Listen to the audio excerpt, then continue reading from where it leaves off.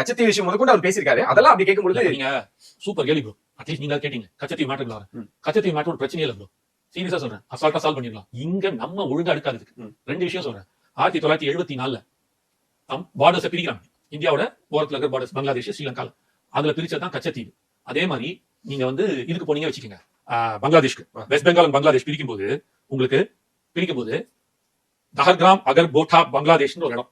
அந்த இடத்துக்கு டிங் பகான்ற வழியா தான் போகணும். அது வெஸ்ட் பெங்கால் வழியா போகணும். புரியுதுங்களா? போனாதான் பங்களாதேஷ் போட்டு ஈஸி ஷார்ட், இல்லைன்னா சுத்தி போகணும்.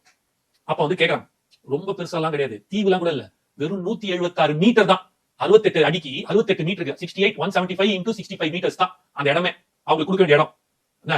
அப்போ சீஃப் மினிஸ்டரா இருந்த சித்தார்த் சங்கர் ராய் அப்படின்றவர் சண்டை போட்டு முடியாது, நான் ஒரு செட்டு ஒரு காணி நிலம் கூட கொடுக்க மாட்டேன் அப்படின்னு சொல்லிட்டு என்ன பண்ணிட்டாரு, சண்டை போட்டு முடியாதுன்னு இந்திரா காந்தி பீரியட். இந்திரா காந்தி அக்செப்டட், காங்கிரஸோட பீரியட். அவர் தான் சீஃப் மினிஸ்டர். சரிங்களா? சித்தார்த் சங்கர் ராய்ன்றவர் அந்த இடத்துல ஒரு பிட், அந்த டிங் பகான்ற இடத்துல ஒரு பிட், ஒரு காணி நிலம் கூட கொடுக்க மாட்டேன், என் மண்ணுக்கு சொந்தம், என் நாட்டுக்கு சொந்தம் சொல்லிட்டு ஃபைட் பண்றாரு. இந்திரா காந்தி அக்செப்ட் பண்ணி நீங்க அப்படிதான் பண்ணணும்றாங்க. இங்க என்ன பண்ணீங்க, ஒரு தீவிர தார கொடுத்துட்டீங்க. இப்ப தீவோட பிரச்சனை தெரியுமா? எல்லை பார்டர் 74 போடும்போது அதாவது என்னன்னா, நீங்களும் வரலாம் நாங்களும் வரலாம் அப்படின்றாங்க. ஒரு குறிப்பிட்ட காலத்துக்கு நீங்க வரலாம் நாங்களும் வரலாம். என்ன செஞ்சுன்னா, ஒரு குறிப்பிட்ட காலம் வரைக்கும் நாங்க ஒரு 3 மாசம் நாங்க வருவோம், வந்துக்கலாம், போய்க்கலாம், செஞ்சுக்கலாம். அவங்க வருவாங்க போவாங்க. அதாவது மீன் பிடிக்கிற படகுகள் அந்த இடத்துல வர மாதிரி ஒரு இஷ்யூ கொடுத்துருக்காங்க. 2 வருஷத்துல அதை ஸ்ரீலங்கா என்ன பண்றான், தம் பக்கம் வசமாக்கிறதுக்கு தடை பண்றான். நாட் அலவுட் அப்படின்ட்டு. ஏன்டா நாட் அலவுட் இல்ல அப்படின்னா, அந்த இடம் 15 to 20 அடி தான் ஆழம். பவளப்பாறைகள் அங்கதான் இனப்பெருக்கங்கள் இருக்கிறதுனால. சரிங்களா? ஆனா அது தள்ளிதான் இருக்கு.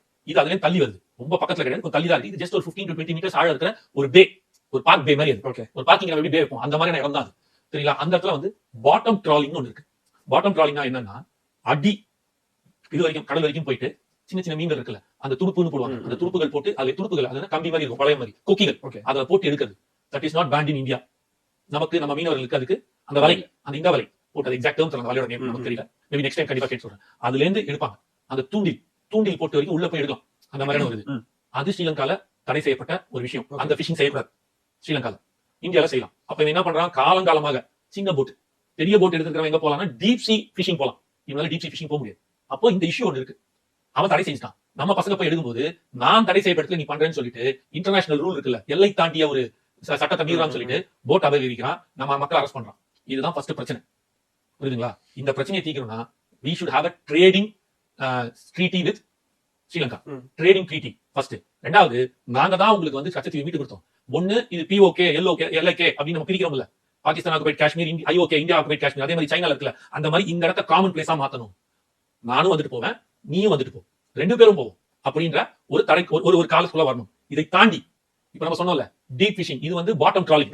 இது பாட்டம் ட்ராலிங். இது சார்ந்த இருக்கிற ஆட்கள் இருக்காங்கல்ல, மீனவர்கள், ஓஷன் டெக்னாலஜிஸ், மிகப்பெரிய விஷயங்கள்லாம் இருக்கு இல்லையா, அவர்களுக்கு படகு கொடுத்து, ஏன்னா அந்த படகு அது மேல போக சோ அவனுக்கு படகு கொடுத்து, நேவிகேஷன் சிஸ்டம் கொடுத்து, அவனுக்கு வந்து ட்ரைனிங் கொடுத்து, அந்த மாதிரி ஆட்கள் எத்தனை பேரும் தெரியாது, 5000 பேர் இருக்கலாம், 10,000 பேர் இருக்கலாம் மேக்ஸிமம் மீனவர்கள். அந்த 5000 பேரோ 10,000 பேரோ கூட்டிட்டு வந்து அவனுக்கு அந்த படகு அதுக்கேற்ற மாதிரி, அதுக்கு இத்தனை மீட்டர்ஸ் இவ்வளவு இருக்குன்றதெல்லாம் இருக்கு. இந்த படகு இவ்வளவு மீட்டர் தான் கணக்கு இருக்கு, சிறு படகு, நடு படகு, பெரு படகு இருக்கு. சோ அந்த மாதிரி படகு கொடுத்து அவனுக்கு வந்து டீப் சி பிஷிங் கத்து கொடுத்து, இனி நீ ஆழ்கடல போய் நீ இல்லடு அப்படின்னு சொல்லி கத்து கொடுத்துட்டீங்கன்னா இந்த பிரச்சனையே கிடையாது.